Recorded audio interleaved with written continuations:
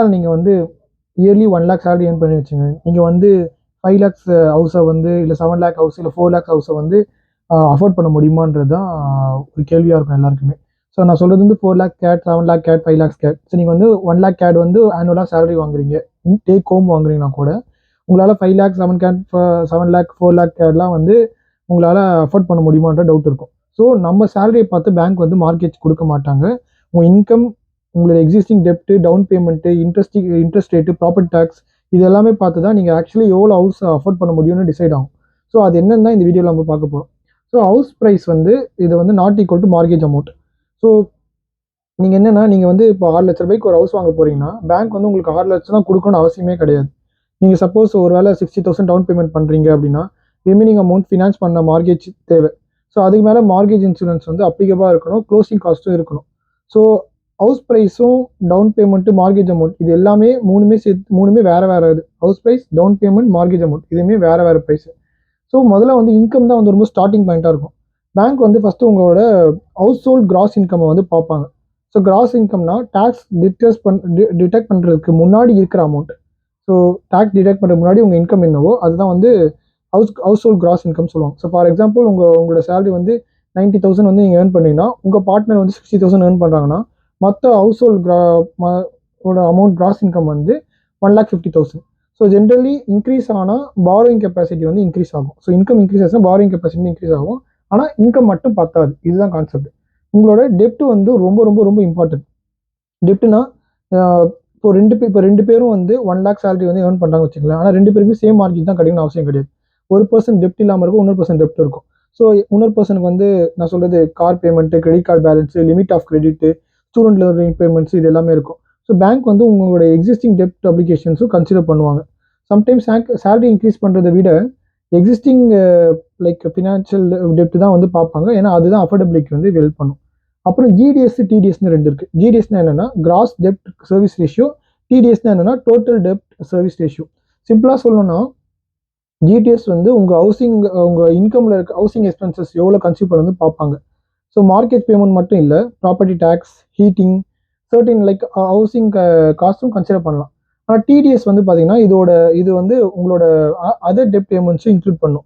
So bank வந்து கேட்குற பேசிக் questions என்னென்னா, இந்த பர்சனுக்கு வந்து இந்த ஹவுஸ் வாங்கினா மந்த்லி பேமெண்ட்ஸ் கம்ஃபர்டபுளாக மேனேஜ் பண்ண முடியுமா அப்படின்றது தான் பேங்க்கோட ஓவரால் இதுவாக இருக்கும். ஸோ டவுன் பேமெண்ட் வந்து உங்களோட அஃபோர்டபிலிட்டியை வந்து சேஞ்ச் பண்ணும். ஏன்னா டவுன் பேமெண்ட் வந்து பார்த்தீங்கன்னா உங்களோட லார்ஜ் டவுன் பேமெண்ட் நீங்கள் பே பண்ணிங்கன்னா உங்களோட மார்கேஜ் வந்து அதிகமாக இது கொடுப்பாங்க. ஸோ ஸ்மால் மார்கேஜ்னால் நீங்கள் மந்த்லி பேமெண்ட் பே பண்ணுற மாதிரி இருக்கும். உங்களோட மந்த்லியோட மார்கேஜ் அமௌண்ட் வந்து கம்மியாகும். ஸோ கனடாவில் வந்து மினிமம் டவுன் பேமெண்ட் வந்து ரெக்யர்மெண்ட்ஸ் வந்து ஹோம் பர்ச்சேஸ் டிபெண்ட் பண்ணும். அண்ட் ரூல்ஸ் ஆச்சும் மாறும் உங்களோட அமௌண்ட். ஸோ பர்ச்சேஸ் பண்ணுற டைமில் அஃபிஷியல் கரண்ட் ரூல்ஸ் என்னன்னு பார்த்து தான் வந்து நீங்கள் வந்து டவுன் பேமெண்ட் வந்து பே பண்ணுவீங்க. இன்ட்ரெஸ்ட் ரேட்டு கூட உங்களோட அஃபோர்டபிலிட்டி வந்து மாற்றும். ஸோ ஒரே ஹவுஸ் தான், ஒரே டவுன் பேமெண்ட் தான் பே பண்ணுவீங்க, ஒரே மார்கேஜ் அமௌண்ட் தான் தரமாக இருக்கும். ஆனால் இன்ட்ரெஸ்ட் அமௌண்ட் மட்டும் இன்க்ரீஸ் ஆகும் இல்லை குறையும். அது எப்படின்னா மந்த்லி மார்கேஜ் பேமெண்ட்டும் இன்க்ரீஸ் ஆகலாம். சில பேர் வந்து நீங்கள் வேறு வீடு வாங்கினா அப்போ ஒரு மார்கேஜ் இன்ட்ரெஸ்ட் ரேட் அதிகமாக தருவாங்க. ஸோ இது வந்து மார்கேஜில் வந்து பையர்ஸ் வந்து ரொம்பவே இம்பார்ட்டன்ட். ஸோ அதுக்கு நீங்கள் கரெக்டான ரிசர்ச் பண்ணிங்கன்னா தான் இன்ட்ரெஸ்ட் ரேட்டும் ஒரு 5.5% கூட உங்களுக்கு வந்து மார்கேஜில் வந்து நாளை பின்ன வந்து ரொம்ப ஹியூஜ் டிஃப்ரென்ஸாக காட்டும். அப்புறம் வந்து மார்கேஜ் டெஸ்ட்னு ஒன்று இருக்குது. கனடாவில் வந்து குவாலிஃபைங் மார்கேஜ் பாரோஸ் ஸ்ட்ரெஸ் டெஸ்ட்னு ஒரு கான்செப்ட் இருக்குது. சிம்பிளாக சொல்லணும்னா லெண்டர் வந்து உங்களுக்கு ஆக்சுவலாக கான்ட்ராக்ட் ரேட்டாக மட்டும் பார்த்து குவாலிஃபை பண்ண மாட்டாங்க. ஸோ ரூல்ஸ் அக்கார்டிங்காக ஹையர் குவாலிஃபைங் ரேட்டில் பேமெண்ட் ஹேண்டில் பண்ண முடியுமான்னு டெஸ்ட் பண்ணுவாங்க. ஸோ ஐடியா என்னென்னா, ஸோ ஃபியூச்சரில் வந்து நீங்கள் இன்ட்ரெஸ்ட் ரேட் இன்க்ரீஸ் ஆனாலும் பாரோவர் பேமெண்ட் மேனேஜ் பண்ண முடியுமா அப்படின்றது தான் வந்து ஸோ அதனால் ஆன்லைன் மார்கேஜ் பேமெண்ட் அஃபோர்டபுளாக தெரிஞ்சாலும் குவாலிஃபைங் அமௌண்ட் வந்து டிஃப்ரெண்ட்டாக இருக்கலாம். ஸோ நீங்கள் ஆன்லைனில் ஒரு ப்ரீ அப்ரூவல் டெஸ்ட் பண்ணாலும் நீங்கள் குவாலிஃபைங் அமௌண்ட் வந்து டிஃப்ரெண்ட்டான மார்கேஜ் அமௌண்ட் இருக்கும். அதே மாதிரி வீடு வாங்குறப்போ அதர் காஸ்ட்டையும் நீங்கள் மறந்துடக்கூடாது. ஏன்னா நீங்கள் நினைக்கலாம் மார்கேஜாக 2,000 தான் பே பண்ணேன், ரெண்ட்டு நான் 2,000 தான் பே பண்ண போகிறேன் அப்படின்னு சொல்லிட்டு நீங்கள் வீடு வாங்கினீங்க அப்படின்னா அது அந்த கான்செப்டில் ஒர்க் ஆகாது. ஹவுஸ் ஓன் பண்ணும்போது மற்ற அமௌண்ட்லாம் இருக்குது. என்னென்னா property tax, home insurance, utilities, maintenance, repairs, அப்புறம் காண்டோஸ் வாங்கினா காண்டோஸ் ஃபீஸ்னு தனியாக இருக்கும். ஸோ இது எல்லாமே கால்குலேட் பண்ணி தான் நீங்கள் வீடு வாங்கணும். நீங்கள் வெறும் ரெண்ட் அமௌண்ட்டும் மார்கேஜ் அமௌண்ட் ஒரே அமௌண்ட் சொல்லிட்டு வீடு வாங்கினீங்கன்னா ஃபியூச்சரில் வந்து ஃபினான்ஸ் ப்ராப்ளம் ரொம்ப அதிகமாக இருக்கும். ஸோ வீடு வாங்கினீங்கன்னா அந்த furnace problem, roof repair, plumbing, இந்த ப்ராப்ளம் நீங்கள் தான் வந்து செலவு பண்ணுற மாதிரி இருக்கும். ஸோ இதை தான் வந்து ஏன்னா நீங்கள் தான் லேண்ட்லார்ட். ஸோ இதெல்லாம் ஹவுஸ் ஓன் பண்ணுறதோட அதர் செலவு. இப்போது ஒரு ஹைப்போதெட்டிக்கலாக ஒரு எக்ஸாம்பிள் எடுத்துன்னு வச்சுங்களேன். நீங்கள் ஒரு கப்பல் வந்து ரெண்டு ஹஸ்பண்ட் ஒய்ஃப் சேர்ந்து 1,20,000 சம்பாதிக்கிறவங்க ஓவரால்னா அவங்க வந்து 6 லேக்குக்கு ஒரு ஹவுஸ் பார்க்குறாங்கன்னு வச்சுங்களேன். உங்களோட 1,20,000 சேலரியை வச்சு 6 லேக் ஹவுஸ் அஃபோர்டபுளா அப்படின்னு ஃபஸ்ட்டு பார்க்கணும். ஆக்சுவலி இந்த இன்ஃபர்மேஷன் வச்சு ஆன்சர் பண்ணவே முடியாது. டவுன் பேமெண்ட் எவ்வளோன்னு பார்க்கணும், கார் லோன் இருக்கான்னு பார்க்கணும், கிரெடிட் கார்டு டெப்ட் எவ்வளோ இருக்குன்னு பார்க்கணும், காண்டோஸ் ஃபீஸு, ப்ராப்பர்ட்டி டேக்ஸு, அப்புறம் அதர் மந்த்லி ஆப்ளிகேஷன்ஸில் என்னென்னா பார்த்து இது தெரிஞ்சு தான் அந்த வீடை வந்து வாங்க முடியுமா இல்லையான்னு சொல்லிட்டு பார்ப்போம்.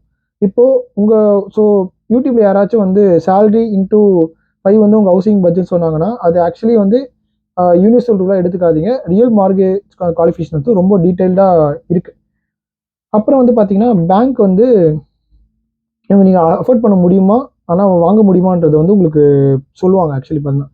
ஸோ மோஸ்ட் இம்பார்ட்டன்ட் பார்ட் என்னன்னா லெண்டர்ஸ் வந்து நீங்கள் மேக்ஸிமம் 6,50,000 வரைக்கும் நீங்கள் குவாலிஃபை ஆகுன்னு சொன்னாங்கன்னு வச்சுங்க. அதுக்காக நீங்கள் எக்ஸாக்ட்லி 6,50,000 தான் வாங்கணும்னு இல்லை. உங்கள் ரியல் லைஃப்பில் என்னென்னு சுச்சுவேஷன் பாருங்கள். எமர்ஜென்சி ஃபண்ட் இருக்கான்னு பாருங்கள், சில்ட்ரன்ஸ்க்கு பிளான் இருக்கான்னு பாருங்கள், அப்புறம் வந்து கார் எக்ஸ்பென்ஸ் இருக்கா, ட்ராவலு, இன்வெஸ்ட்மெண்ட்ஸு, ஜாப் ஸ்டேபிளாக இருக்கான்னு பார்க்கணும், மந்த்லி சேவிங்ஸை கண்டினியூ பண்ண முடியுமா பார்க்கணும். ஸோ பேங்க் மேக்ஸிமம் அப்ரூவ் பண்ணுற அமௌண்ட் வேறு, ஆனால் உங்களுக்கு கம்ஃபர்டபுளாக இருக்க அமௌண்ட் வந்து வேறையாக இருக்கும். ஸோ மேக்ஸிமம் அமௌண்ட்டை டார்கெட் பண்ணாமல் கம்ஃபர்டபுளாக பேமெண்ட் தர மாதிரி நீங்கள் வந்து சூஸ் பண்ணணும். ஸோ ஃபஸ்ட்டு டைம் பையர்ஸ் என்னென்னா நீங்கள் வந்து ஃபஸ்ட்டு ஹோம் வாங்க போகிறீங்க அப்படின்னா நீங்கள் கனடாவில் வந்து டேக்ஸ் அட்வான்ஸ் ப்ரோக்ராம்ஸ் நிறைய இருக்குது. அதுதான் வந்து எஃப்ஹெச்எஸ்சி. எஃப்ஹெச்எஸ்சினா என்னென்னா இது வந்து டிஎஃப்எஸ்சியும் ஆர்ஆர்எஸ்பியும் கலந்த ஒரு ஸ்கீம். எஃப்ஹெச்எஸ்சினா ஒரு வருஷத்துக்கு உங்களுக்கு $8,000 நீங்கள் ஓப்பன் பண்ண போகும்போது $8,000 வருஷத்துக்கு கான்ட்ரிபியூஷன் பண்ணிக்கலாம். 40,000 வரைக்கும் கான்ட்ரிபியூட் பண்ணிக்கலாம். சப்போஸ் ஒரு அக்கௌண்ட் எஃப்ஹெச்எஸ்சி ஓப்பன் பண்ணிட்டீங்க, நீங்கள் 8,000 இன்வெஸ்ட் பண்ணுறீங்க, 5 இயர்ஸ்க்கு 8,000 இன்வெஸ்ட் பண்ணுறீங்க. நீங்கள் ஸ்டாக்ஸ்ல இன்வெஸ்ட் பண்ணி வச்சுங்க. சப்போஸ் ஒரு ஸ்டாக்ல இன்வெஸ்ட் பண்ணுறீங்க 8,000 அது வருஷத்துக்கு பண்ணுறீங்க. 5 இயர்ஸில் நீங்கள் 40,000 மேக்ஸ் அவுட் பண்ணிட்டீங்க. அதுக்கப்புறம் நீங்கள் இன்வெஸ்ட் பண்ணக்கூடாது. 40,000 நீங்கள் இன்வெஸ்ட் பண்ண அப்புறமா அந்த 40,000 அமௌண்ட் வந்து 60,000 70,000 க்ரோ ஆயிடுச்சுன்னு வச்சுங்களேன். அந்த 70,000 நீங்கள் அப்படியே டேக்ஸ் ஃப்ரீயாக வித்ரா பண்ணிட்டு நீங்கள் வந்து வீடு வாங்கிக்கலாம். ஸோ அந்த அமௌண்ட் வந்து டேக்ஸ் ஃப்ரீ. வீடு வாங்குறதுக்கு யூஸ் பண்ணிங்கன்னா அது டேக்ஸ் ஃப்ரீ. அதுதான் ஃபஸ்ட்டு ஹோம் சேவிங் அக்கௌண்ட்னு சொல்லுவாங்க. இது வந்து ஃபஸ்ட் டைம் பையர்ஸ் மட்டும் யூஸ் பண்ணிக்கலாம். இது ஒரு நல்ல அக்கௌண்ட், நிறைய பேருக்கு தெரியாமல் இருக்கும். ஸோ உங்களுக்கு என்னென்னா உங்களால் ஒரு வீடு வாங்க போகிறோன்னா ஹவு மச் நீங்கள் வந்து ஒரு வீடு வாங்குறது யோசிக்கணும்.